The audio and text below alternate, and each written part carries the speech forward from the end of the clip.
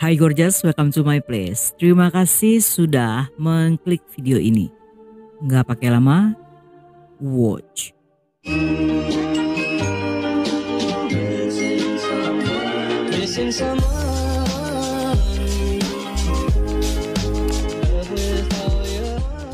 Zuhayang lahir dan dibesarkan dari keluarga berpendidikan di Ningbo, Zhejiang, Cina. Orang tuanya adalah dosen di sebuah universitas dengan latar belakang serta reputasi bagus. Semasa sekolah, Hayang adalah siswa teladan yang memiliki nilai tinggi serta berkelakuan baik pada teman-temannya. Selain itu, dia juga mudah bergaul dan punya banyak teman hingga menjadi kebanggaan guru di sekolah. Pada tahun 2001, setelah lulus SMA dengan nilai tertinggi, Hayang pun berhasil masuk ke Fakultas Ekonomi di salah satu universitas yang berada di Shanghai. Di tahun pertama serta kedua, dalam setiap mata kuliah, dia selalu berhasil mendapatkan skor tertinggi. Sedangkan dalam pelajaran bahasa Inggris, Hayang juga lulus dengan nilai di atas rata-rata dan memenangkan kompetisi bahasa asing yang menambah panjang daftar prestasinya. Dengan kepintarannya, setiap semester Hayang selalu mendapat beasiswa. Setamat kuliah S1, dia pun melanjutkan S2 dan setelahnya melanjutkan S3 dengan status sebagai mahasiswa undangan di Virginia Tech untuk mengambil gelar dokter di bidang ekonomi pertanian dan terapan. Pada musim gugur di tahun 2008, Hayang pun berangkat ke Amerika untuk memulai studi. Selama di sana, pemuda itu belajar dengan sangat giat, bahkan teman-teman dan dosennya mengakui jika Hayang merupakan mahasiswa yang sangat pintar dan ramah, sehingga tidak lama kemudian dia pun dipilih sebagai salah satu calon asisten dosen. Seperti anak muda lainnya, Hayang juga aktif di media sosial, yang di sanalah dia berkenalan dengan seorang gadis Cina bernama Yang Xin, yang dengan cepat keduanya menjadi akrab dan sering berkirim pesan.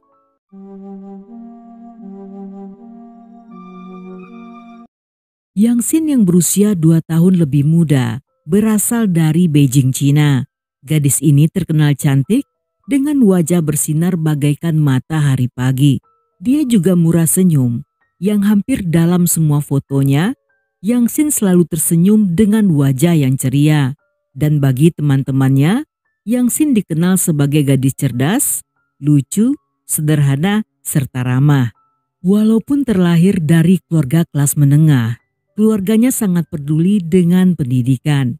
Kedua orang tuanya serta kakek neneknya juga berkarir di bidang pendidikan dan ada yang menjadi guru serta kepala sekolah. Sehingga Yang Xin sendiri dididik dengan sangat ketat serta lebih mengutamakan pendidikan. Pada usia 18 tahun, Yang Xin ke Kanada untuk kuliah S1 di Memorial University. Agar lulus lebih awal, saat berada di semester terakhir, dia pun menyelesaikan 6 kursus sekaligus. Walaupun telah sibuk dengan kuliah, tetapi dia masih sempat kerja paruh waktu di 2 restoran fast food untuk mencari uang tambahan. Tetapi dia berhasil tamat kuliah dalam waktu kurang dari 3 tahun. Selama berada di perantauan, Yang Xin hidup dengan cara yang sangat hemat. Dia tidak pernah memakai make up atau bahkan berbelanja pakaian. Dan untuk produk perawatan kulit, Yang Xin selalu membawanya dari Cina. Setamat kuliah, Yang Xin yang awalnya hanya pegawai paruh waktu di restoran tersebut, naik jabatan menjadi asisten manajer yang saat itu juga diberi fasilitas berupa tempat tinggal secara permanen. Namun walaupun hidupnya sudah mapan, gadis itu tidak berhenti melanjutkan pendidikan. Dia bahkan mendaftar untuk mengambil kuliah S2 di Virginia Tech dengan jurusan akuntansi. Yang Xin sendiri bercita-cita ingin menjadi dosen setelah menyelesaikan S2. Keluarganya mendukung cita-citanya dan sangat bersemangat serta tidak sabar melihat kesuksesan sang putri. Dan gadis itu sangat bahagia ketika mengetahui dirinya berhasil masuk ke Virginia Tech, yang hal tersebut bagaikan hadiah terindah dalam usianya yang saat itu 22 tahun.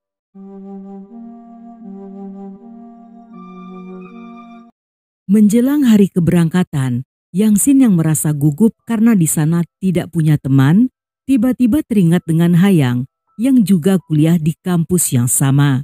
Dia pun menghubungi pemuda itu dan Hayang tentunya sangat senang ketika mendengar kabar kedatangan Yang Sin.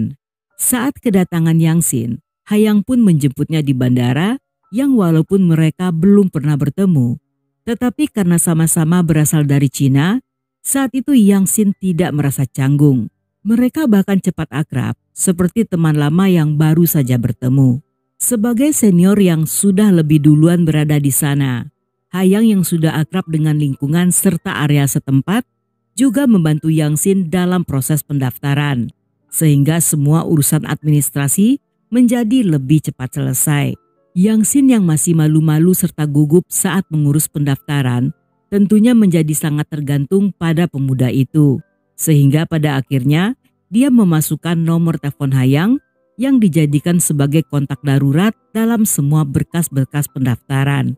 Setelah menyelesaikan pendaftaran, Yang Sin menghadapi masalah baru karena saat itu sedang liburan musim semi, sehingga asrama mahasiswa baru belum dibuka dan Yang Sin pun merasa bingung harus tinggal di mana.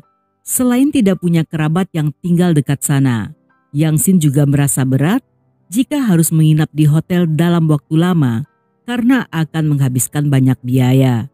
Mendengar hal itu, Hayang dengan senang hati menawarkan agar Yang Sin menginap di apartemennya sehingga mereka bisa saling jaga. Yang Sin pun menerima tawaran itu, namun setelah 4 hari menginap, dia mulai merasa tidak nyaman. Karena tinggal bersama seorang pria, membuatnya merasa sulit untuk menjaga privasi dan tidak bebas melakukan apapun yang dia mau, seperti memakai celana pendek atau keluar kamar mandi hanya dengan menggunakan handuk. Karena hal ini, Yang Sin pun memutuskan untuk pindah dan mencari sebuah kamar kos. Ketika Yang Sin mengatakan ingin pindah, Hayang sebenarnya merasa keberatan karena sejak pertama kali bertemu, dia telah jatuh cinta dan tidak ingin Yang Sin pergi dari rumahnya. Namun Hayang yang sadar jika dia tidak punya alasan kuat untuk menahannya, dengan berat hati terpaksa setuju dengan ide tersebut. Dan karena tidak ingin tinggal berjauhan, Hayang berusaha mencarikan kamar kosong di gedung apartemen yang sama tempat dia tinggal. Walaupun masih ada kamar yang tersedia, tetapi karena prosedur yang tidak lengkap, pada akhirnya rencana tersebut juga tidak berhasil. Setelah mencari di beberapa tempat, mereka pun mendapatkan tempat kos yang cukup jauh dari apartemen Hayang. Namun walaupun begitu, keduanya masih sering bertemu untuk sekedar makan bersama atau hangout mengisi waktu libur.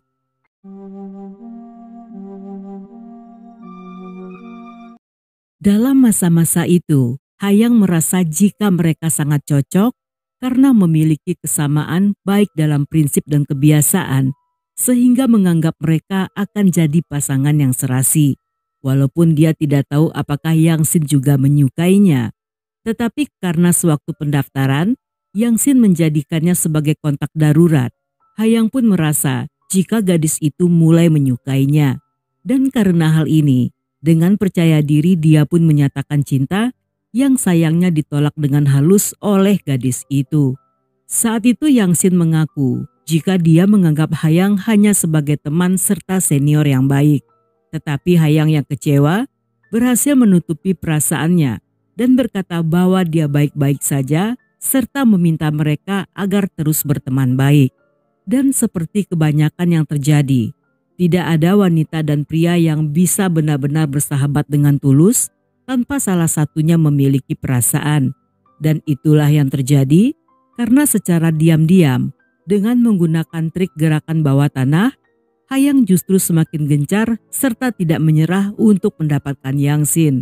Dengan sangat positif, dia justru berpikir bahwa mungkin saja Yang Sin belum menyukainya karena mereka belum kenal cukup lama. Atau Yang Sin sedang mengujinya untuk memastikan apakah rasa suka Hayang hanya sesaat atau bisa jadi gadis itu hanya menganggapnya sebagai cowok cadangan. Dan jika itu benar, Hayang sendiri tidak keberatan asalkan bisa selalu berdekatan dengan sang pujaan. Dengan berbagai-bagai atau lainnya yang bermain di pikiran Hayang, semakin hari pemuda itu semakin tergila-gila. Sehingga Yang Xing yang menyadari hal ini, pada akhirnya mengaku telah punya pacar yang menunggunya di Cina.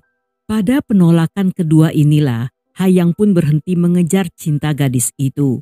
Namun di balik semuanya, Hayang yang sejak kecil selalu mendapatkan keinginannya, serta tidak mengenal kata penolakan, perlahan mulai penasaran dan mencari tahu latar belakang kekasih Yang Xin yang sebut saja bernama Andi.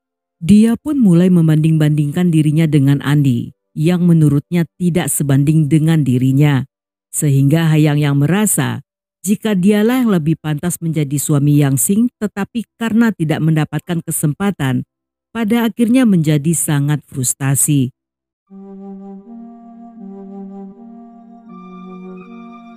Pada 21 Januari 2009, Hayang mengajak Yang Xin untuk minum kopi yang ajakan tersebut ditolak oleh gadis itu. Namun Hayang yang tidak menyerah bersikeras untuk bertemu dan berkali-kali menelpon hingga Yang Xin yang merasa muak pada akhirnya setuju untuk ikut. Dia pun berjanji bertemu Hayang sepulang dari kerja paruh waktu dan sekaligus ingin menggunakan kesempatan tersebut untuk mempertegas hubungan mereka agar Hayang tidak lagi memaksanya. Mereka pun bertemu di sebuah kafe pada jam 7 malam dan tampak pemuda itu sangat senang ketika melihat kehadiran Yang Xin. Saat Yang Xin menyatakan bahwa mereka hanya berteman, Hayang tidak berkomentar apa-apa. Dia sangat tenang seolah pasrah ketika menerima keputusan tersebut dan tidak ada perselisihan selama percakapan. Yang Xin pun merasa senang bahwa pertemuan itu pada akhirnya berakhir dengan damai dan berencana untuk pulang.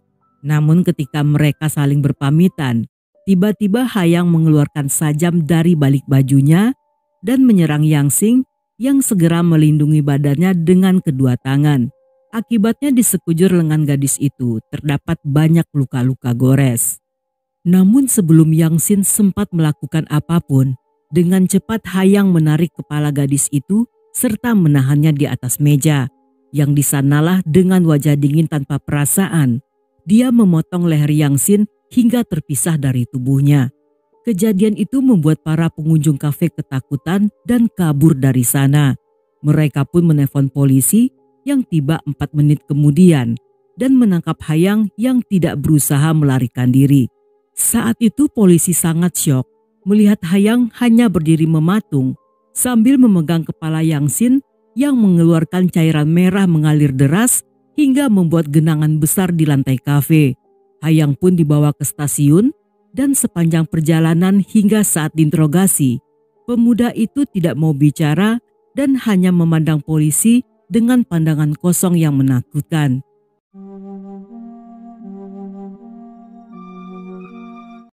Kejadian tersebut sempat direkam oleh beberapa saksi yang ada di TKP dan dengan cepat videonya tersebar di berbagai media sosial hingga menimbulkan banyak spekulasi yang mengakibatkan keributan di antara netizen. Seperti pada umumnya, ada banyak netizen yang tidak mengenal korban atau pelaku, tetapi mereka berkomentar seolah sangat mengenal keduanya dengan baik hingga luar dan juga dalam. Ada beberapa orang yang mengaku-ngaku mengenal Yang Xin dan mengatakan jika gadis itu seorang wanita bayaran yang bermasalah dengan gaya hidup mewahnya. Dia juga disebut sebagai cewek matre yang memanfaatkan cinta Hayang untuk memeras uangnya. Sedangkan Hayang digambarkan sebagai pemuda tampan, cerdas, dengan masa depan cerah yang meranak karena cintanya dipermainkan seorang wanita hingga dia menggila dan membunuh sang pujaan akibat stres berkepanjangan. Bagi para netizen, mereka membela Hayang mati-matian dan menganggapnya sebagai pahlawan yang memusnahkan seorang gadis jahat. Selain netizen, media juga mengulik kehidupan Yang Xin dan hubungannya dengan Hayang. Dari teman-teman kampus serta dosennya, media mengetahui bahwa Yang Xin tidak seperti yang digambarkan di internet. Dia merupakan gadis baik-baik serta murid berprestasi. Bahkan banyak di antara teman kampusnya yang memposting semua kebaikan Yang Xin untuk membela serta mengenang gadis itu. Namun berita ini justru tertutup dengan banyaknya isu palsu yang beredar sebelumnya. Hal ini membuat netizen semakin menjadi-jadi dan muncul teori-teori konspirasi yang mereka percayai. Salah satu teori tersebut mengatakan jika Hayang dan Yang Sin yang pernah tinggal serumah dan Yang Sin sengaja memeras uang pemuda itu hingga ratusan juta dan mereka bertemu di kafe itu untuk bernegosiasi tentang masalah pemerasan yang ketika tidak menemukan kesepakatan dengan marah Hayang pun membunuh Yang Sin. Teori-teori tersebut sukses membuat banyak orang membenci Yang Sin yang dianggap sebagai wanita berhati besi serta rakus harta. Namun bagi netizen yang cerdas dan tidak percaya begitu saja, mereka pun mulai mencari tahu tentang latar belakang keduanya.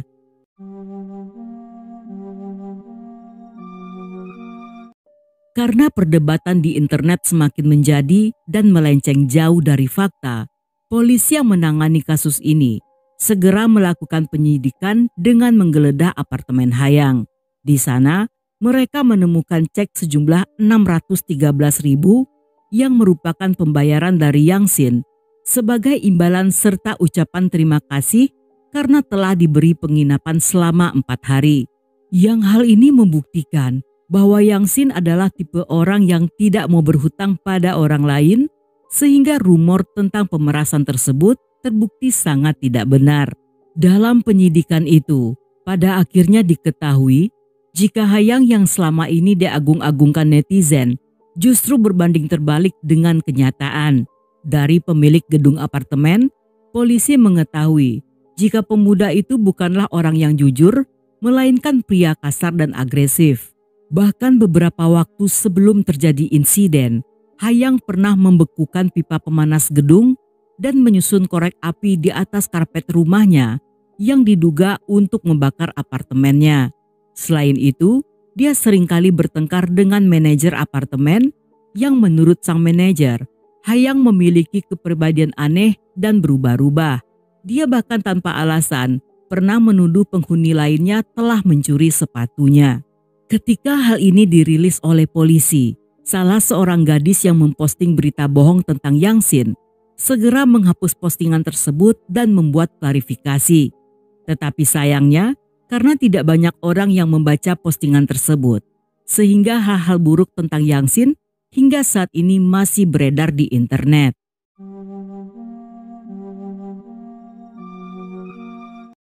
Dalam penyidikan mendalam, polisi berhasil menemukan motif serta latar belakang Hayang. Dan yang terjadi sebenarnya, Hayang yang merupakan mahasiswa berprestasi dengan nilai bagus, saat pertama kali datang ke Amerika, merasa sangat senang dan lebih banyak bermain ke sana kemari. Dia menonton pertandingan sepak bola dan juga menjelajahi kota Virginia. Bahkan selama liburan musim dingin, dia juga bepergian ke kota-kota lainnya. Akibat banyak bermain pada semester pertama, nilainya menjadi turun dan tidak mencapai IPK 3. Yang setelahnya, dia mulai merasakan tekanan saat belajar serta mulai menunjukkan penyesalan karena telah tinggal di Amerika. Karena nilainya tidak membaik, di akhir tahun 2008, pihak kampus mengumumkan bahwa dia akan menjalani masa percobaan di semester depan, yang artinya dia bisa melanjutkan kuliah. Tetapi jika tidak ada kemajuan selama masa percobaan tersebut, walaupun tidak dikeluarkan dari kampus, namun Hayang terancam diskorsing, yang hal tersebut akan mempengaruhi penilaiannya saat melamar menjadi asisten dosen. Saat itu Hayang yang merasa kesempatannya sangat kecil, mulai berteman akrab dengan teman sekelasnya yang juga mendapat masa percobaan. Mereka saling bantu dan berencana untuk ditransfer ke jurusan lain jika kampus yang sekarang tidak menerima mereka lagi. Demi memperjuangkan pendidikannya, selama liburan Hayang memutuskan untuk tidak pulang ke Cina. Tetapi walaupun dia belajar mati-matian, pada akhirnya dia merasa lelah karena di kelasnya ada banyak siswa yang jauh lebih pintar sehingga perlahan membuat Hayang merasa minder. Dia pun mulai mencari-cari alasan dengan menghakimi bahwa jurusan yang dipilihnya saat itu tidak menjanjikan dan tidak punya masa depan. Dan ketika dia menelpon ayahnya, Hayang mengatakan ingin berhenti kuliah dan menyebut-nyebut tentang melakukan bundir. Saat itu keluarganya tidak menanggapi dengan serius dan mengira jika itu hanyalah alasan Hayang agar bisa pulang ke Cina. Agar sang putra tidak melakukan hal aneh, mereka pun meminta Hayang untuk mendatangi konseling di kampus sebelum pemuda itu membuat keputusan untuk berhenti kuliah. Namun sayangnya, hal tersebut tidak membantunya. Karena setelah beberapa sesi konseling, Hayang justru merasa lebih buruk dari sebelumnya. Dia juga merasa bahwa pihak konseling hanya mendengarkan keluhan tanpa berusaha memberikan bantuan secara nyata. Dan sejak saat itu, dia berhenti menghadiri konseling tersebut serta menutup diri dari keluarganya. Ketika polisi mengusut lebih jauh, ternyata di dalam keluarganya, Hayang bukanlah satu-satunya yang menderita depresi berat. Ibu dan neneknya juga memiliki sejarah yang sama serta menderita schizofrenia. Hal ini tentunya sangat berpengaruh, terutama di saat Hayang merantau sendirian dan tidak mendapat dukungan dari keluarganya.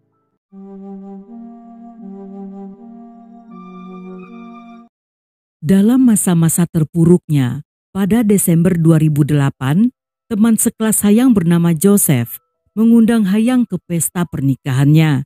Hari itu, ketika pengantin melempar buket bunga dan Hayang yang berhasil menangkapnya, tiba-tiba merasa sangat bahagia. Karena menurut mitos di sana, orang yang mendapatkan buket bunga tersebut akan menjadi orang berikutnya yang akan menikah. Dan tidak lama setelahnya saat bertemu Yang Sin, Hayang pun berpikir jika semua itu adalah takdir. Hayang yang awalnya depresi, seketika seperti mendapat harapan baru dan berpikir jika Yang Sin bisa menjadi kekasihnya. Namun saat semua harapannya kandas, pemuda itu semakin terpuruk dan mulai menyakiti orang lain. Menurut Ibu Yang Sin, setiap kali putrinya menelpon, dia sering menceritakan tentang Hayang yang selalu mengganggunya. Sehingga gadis itu tidak berani mengirim surat pada pacarnya karena ancaman dari Hayang. Dan kesaksian Ibu Yang Sin terbukti benar karena ketika polisi memeriksa kamar gadis itu, mereka menemukan sebuah surat dengan cetakan lipstik dari bibir Yang Sin yang surat tersebut tampaknya batal untuk dikirim pada kekasihnya. Saat diinterogasi, Hayang mengaku jika kegagalan studi serta cinta yang ditolak membuatnya hancur secara emosional. Dan ketika kembali mendapatkan penolakan, Hayang pun telah berencana untuk melakukan bundir setelah dia membunuh Yang Sin. 2 minggu setelah insiden tersebut, Hayang yang mencoba bundir di dalam sel berhasil diselamatkan. Yang sejak saat itu, dia pun memulai pengobatan dengan psikiater. Namun menurut polisi, mereka tidak bisa memastikan apakah Hayang melakukan hal tersebut karena ingin mengakhiri hidupnya atau hanya untuk menghindari hukuman.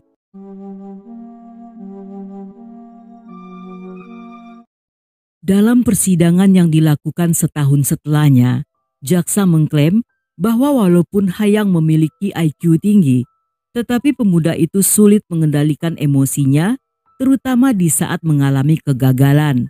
Kemungkinan dia melenyapkan Yang Sin bukan karena terlalu mencintai gadis itu, melainkan karena tidak tahan atas penolakan yang belakangan waktu sering dia dapatkan baik dari kampus dan keluarganya.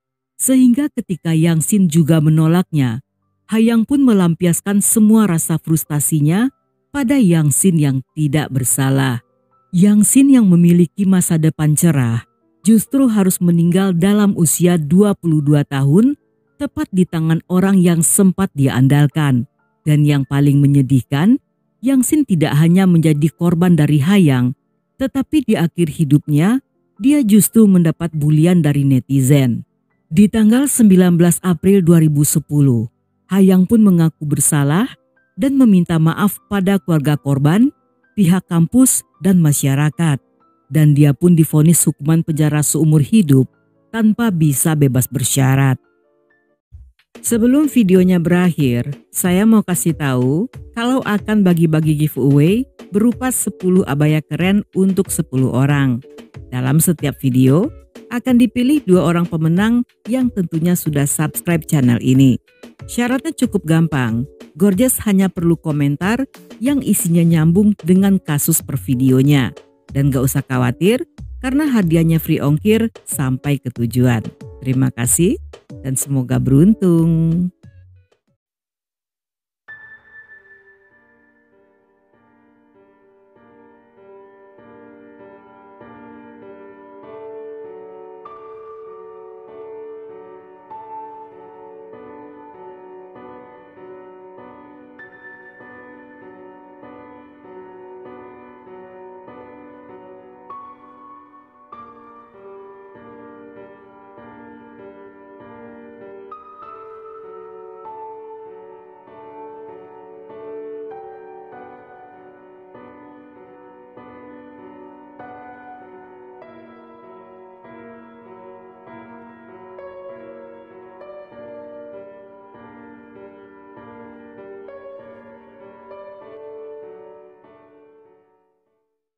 Dan sampai di sini dulu cerita kita kali ini. Semoga kalian suka dengan ceritanya.